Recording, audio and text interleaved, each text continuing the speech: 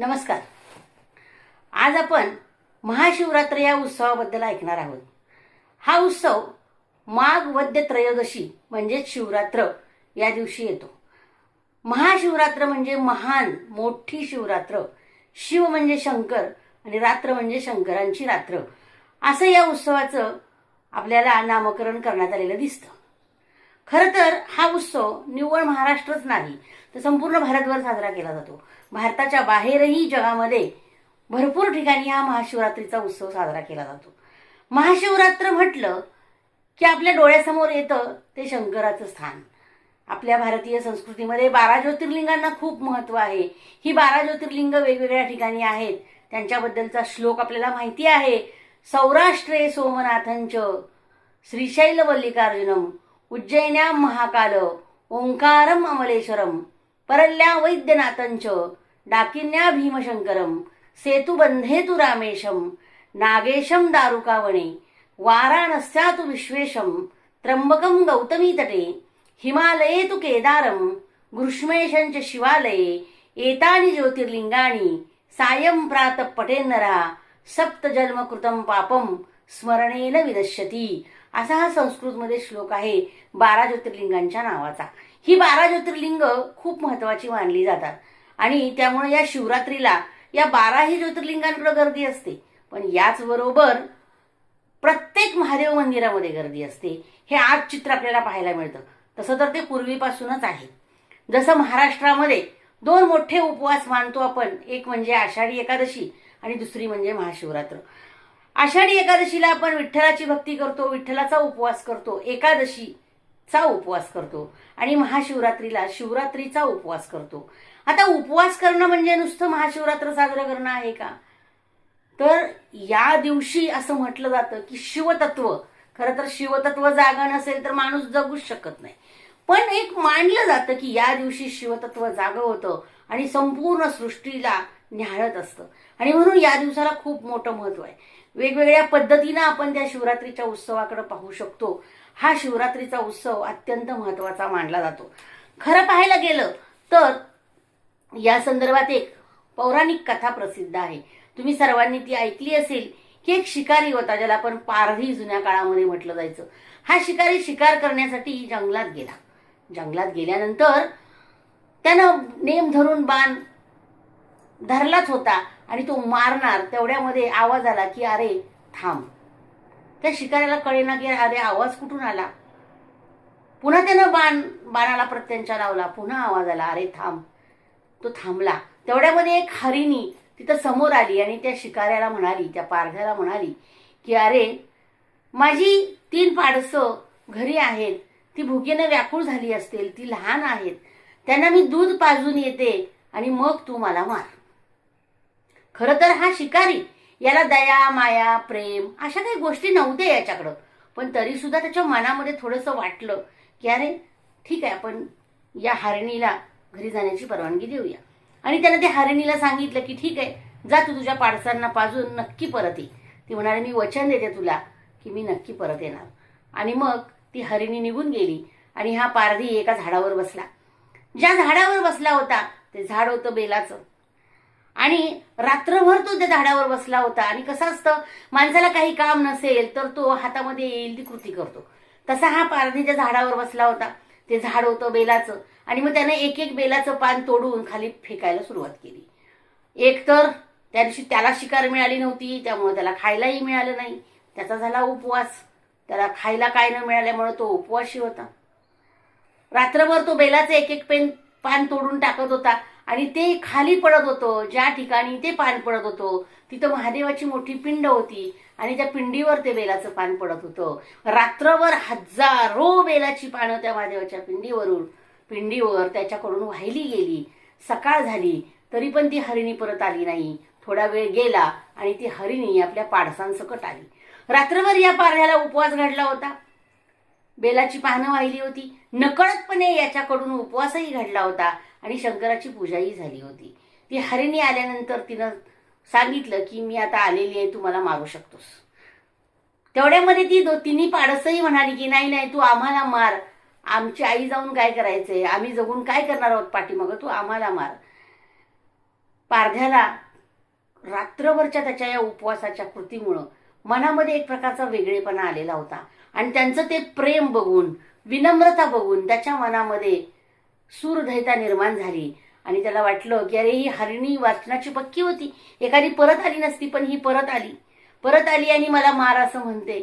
मग हा प्राणी असून सुद्धा विनम्र आहे आणि स्वतः झुकतो आहे, नम्र होतो आहे आणि सांगतो आहे की मी दिलेलं वचन आहे ते पूर्ण कर. आज आपण बघतो जगामध्ये माणसं अशी राहिली नाहीत दिलेलं वचन पूर्ण करणारी, बाकीची गोष्ट तर वेगळी. आणि मग तो खुश होऊन त्यांना सांगतो की नाही, मी तुम्हाला मारत नाही, जा तुम्ही मस्तपैकी जगा.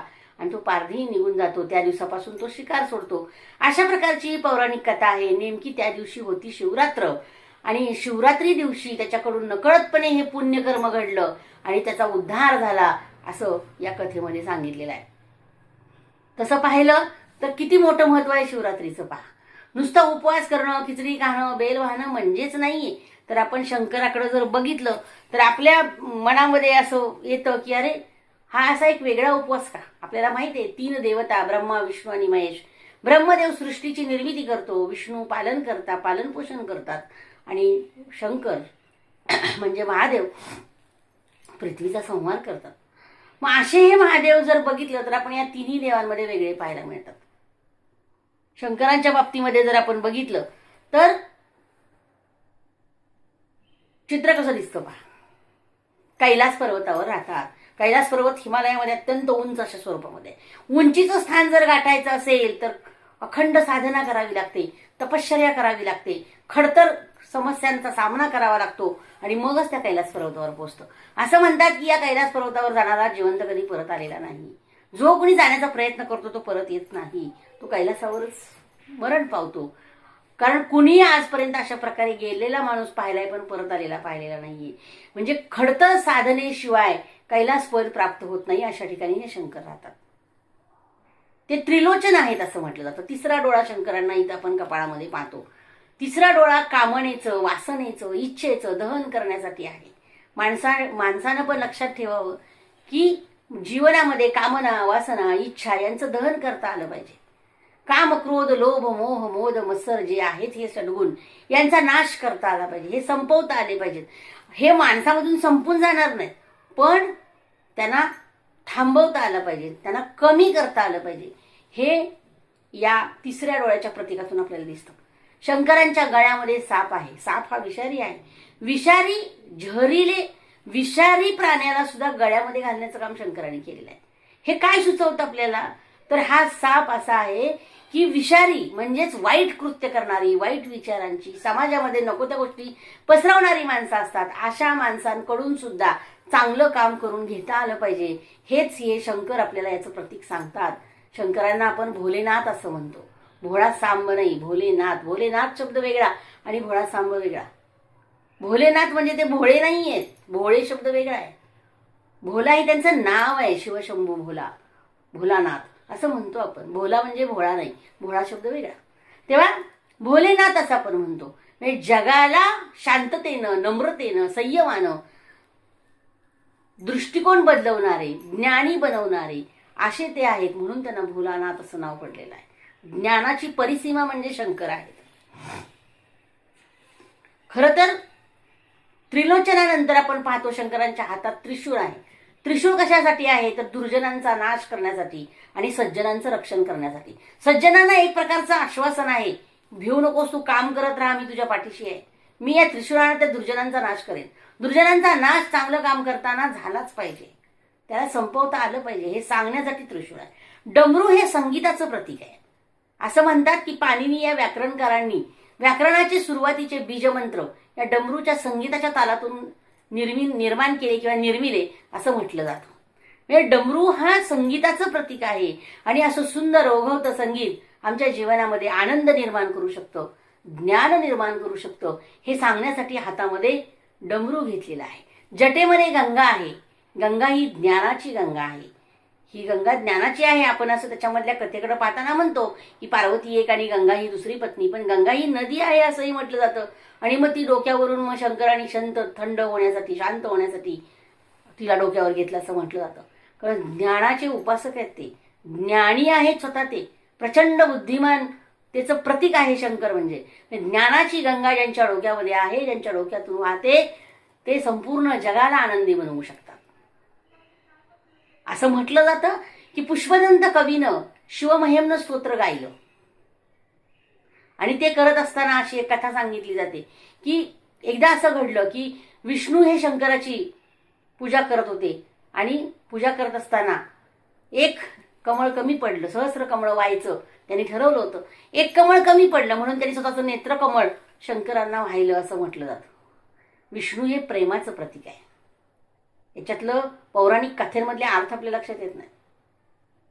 म्हणजे एक ज्ञानाचा डोळा विष्णूंनी शंकरांना देऊन एक प्रेमाचा डोळा शंकरांना दिला. म्हणून ज्ञान आणि प्रेम एकत्र असेल तर संपूर्ण सृष्टी आनंदी होऊ शकते. नुसतं ज्ञान नाही कामाचं, नुसतं प्रेमही नाही कामाचं, तर ज्ञान आणि प्रेम जर एकत्र आलं तर संपूर्ण सृष्टी निरानंदी बनू शकते. विष्णू आणि शंकर ज्ञान आणि प्रेम यांचं एकत्रीकरण जगाला तारून नेऊ शकतं, जगाचा उद्धार करू शकतं, जगाला आनंदी बनवू शकतं हे सांगितलं जातं. दुसरं असं की शंकर यांचं वाहन आहे नंदी. नंदी म्हणजे बैल असं आपण म्हणतो. बैलबुद्धी म्हणजे कसली बुद्धी आपण म्हणतो? बैलबुद्धी म्हटलं जातं. म्हणजे कमी बुद्धी. बैलाला बुद्धी कमी असते आणि ताकद जास्त असते. तो आयुष्यभर ओझी वाहण्याचं काम करतो असं म्हटलं जातं. तर नंदी हे शंकराचं वाहन आहे आणि शंकराचं वाहन म्हणजे बैल. तर पण तो बैल सुद्धा जरी बुद्धी कमी असली तरी तो बैल सुद्धा जर ईश्वराच्या विचारांचा वाहक असेल, दैवी विचार वाहून नेत असेल तर बुद्धिमान बनू शकतो, विद्वानांपेक्षा सुद्धा बुद्धिमान होऊ शकतो, हे या ठिकाणी सांगितलेलं आहे. आणि कासव नंदी वाहन आहे तर कासव हे संयमाचं प्रतीक आहे. शंकराच्या मंदिरात जाताना आपण कासवाला आणि नंदीला नमस्कार केल्याशिवाय शंकरांपर्यंत पोहोचू शकत नाही.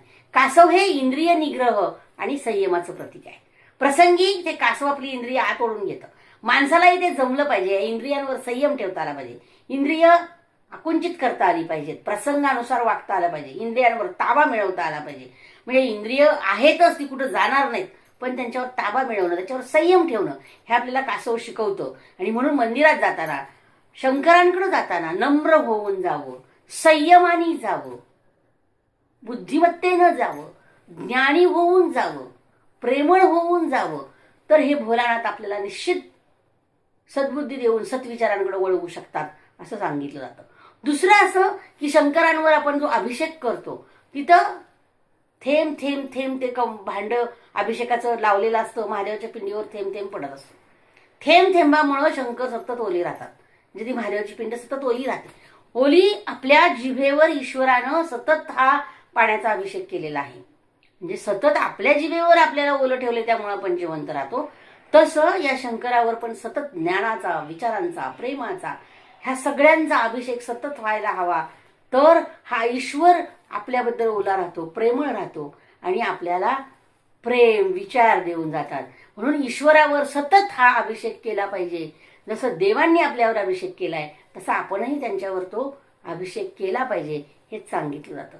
दुसरं असं की महादेवाच्या मंदिरातून आपण ज्या वेळेला बाहेर पडतो आणि प्रदक्षिणा घालतो त्यावेळेला अर्धी प्रदक्षिणा घालतो, तिथं निर्माल्य शंकरांचं ओलांडून जाऊ नये असं म्हटलं जातं. म्हणजे जिथून पाणी, फुलं महादेवाच्या पिंडीचं बाहेर पडतं तिथं असं चौथरा केलेला असतो. तो कशासाठी केलेला असतो? आणि तिथं नंदीचं मुख दाखवून त्या मुखातून ते पाणी पडताना दाखवतात. म्हणजे चौथरा केलेला असल्यामुळे आपण ओलांडून जाऊ शकतो आता. पण पूर्वांपार चालत आलेली पद्धत आहे की ते निर्माल्य पूर्वी तसं नव्हतं. मग हे निर्माल्य ओलांडून जाऊ नये का? तर असं म्हटलं जातं की निर्माल्य ओलांडून गेलं की माणूस शक्तिहीन बनतो. म्हणजे पुष्पदंत कवी होते, त्यांनी निर्माल्य ओलांडलं म्हणून ते शक्तिहीन झाले असं म्हटलं जातं. आणि त्यानंतर त्यांनी शिवमहिम्न स्तोत्र गायलं आणि गायल्यानंतर त्यांना पुन्हा शक्ती प्राप्त झाली आणि पुन्हा ते विचारी बनले आणि समाजापर्यंत विचार घेऊन गेले. म्हणजे शिवनिर्माल्य म्हणजे काय? तर ज्ञानी विचार, हे जे प्रभूचे विचार आहेत, ईश्वरी विचार आहेत, हे असं काम करणारी माणसं समाजामध्ये आहेत. प्रभूच्या विचारांची, ईश्वराच्या विचारांची कामं करणारी माणसं, महापुरुष, मोठमोठी माणसं या जगामध्ये आहेत. ते शिवनिर्माल्यासारखे आहेत. यांना ओलांडून जाऊ नका. म्हणजे यांचे विचार तुम्ही कमी करण्याचा प्रयत्न करू नका, त्यांच्या विचारांना नष्ट करण्याचा प्रयत्न करू नका, महापुरुषांना नावे ठेवू नका, महापुरुषांचा विचार नष्ट करण्याचा प्रयत्न करू नका. हे जर तुम्ही केलं तर तुम्ही शक्तिहीन होऊ शकता. तुमच्यातली शक्ती निघून जाऊ शकते आळशी लाचार माणूस बनू शकतो. आणि म्हणून हे विचारांचं निर्माल्य टाकून देऊ नका. ह्या विचारांना मोठं करण्याचा प्रयत्न करा. महापुरुषांची जीवन समाजापर्यंत घेऊन जा. महापुरुषांना नमस्कार करा, त्यांच्या विचारांना नमस्कार करा. हेच शिवनिर्माल्य आपल्याला सांगण्याचा प्रयत्न करतं. ह्या सगळ्या गोष्टी या महाशिवरात्रीच्या दिवशी आठवणं गरजेचं आहे. निव्वळ शंकराला जाऊन नमस्कार करणं, दिवसभर खिचडी खाणं, जसं एकादशी आणि दुप्पट खाशी, तसं महाशिवरात्रीला केळी, रताळी, सफरचंद, खिचडी, थालीपीठ असंख्य पदार्थांनी ताट भरलेलं असतं. आणि असा आमचा उपवास असतो. उपवास शब्दाचा अर्थ आपण पाठीमागच बघितलेला आहे की ईश्वरी विचारांजवळ राहणं, ईश्वराजवळ राहणं, ईश्वराचं चिंतन करणं आणि ते विचार समाजापर्यंत घेऊन जाणं, याचं नाव उपवास आहे. आणि असा उपवास आपण महाशिवरात्रीचा करावा, अशी महाशिवरात्र आपण साजरी करावी. भगवान शंकरांचे विचार आपण घराघरात घेऊन जावेत. आणखीन एक राहिलं, जाता जाता सांगायचं राहिलं ते म्हणजे भगवान शंकर विभूती लावतात. विभूती महापुरुषांची राख जी असते तिला विभूती असं म्हटलं जातं. जी माणसं या जगामध्ये महान विचारांचं कार्य करतात, अशा विचारांची विभूती, अशा विचाराच्या माणसांची विभूती स्मशानातून शंकर आणण्यासाठी जातात. म्हणून शंकर स्मशानात राहतात असंही म्हटलं जातं. स्मशानाची भीती सामान्य माणसाला राहू नये म्हणून शंकर स्मशानात राहतात. महापुरुषांच्या राखेला भस्म म्हणून, विभूती म्हणून लावतात. तसंच या महापुरुषांच्याच मुंडक्यांच्या माळा, ज्याला नरमुंड माळा म्हणतो आपण, हे शंकर गळ्यामध्ये घालतात. म्हणजे आपणही अशा प्रकारचं महापुरुष, महान विचारांचं बनण्याचा प्रयत्न केला पाहिजे. आपल्याही विचारांमुळं ईश्वराला वाटलं पाहिजे की आपली विभूती ईश्वरानं लावावी. एवढं महान बनण्याचा प्रयत्न करूया. नर अपनी करनी करेगा तो नर का नारायण बन जाएगा. या महाशिवरात्री दिवशी असंच हे शिवरात्रीचं व्रत करूया आणि ईश्वराला सांगूया की हे ईश्वरी विचार आम्ही समाजापर्यंत घेऊन जाऊ आणि भगवान शंकरांना जाणून घेऊन हा महाशिवरात्रीचा उपवास करू. निश्चितच भोलेनाथ आम्हाला कृपाशीर्वाद देतील. धन्यवाद.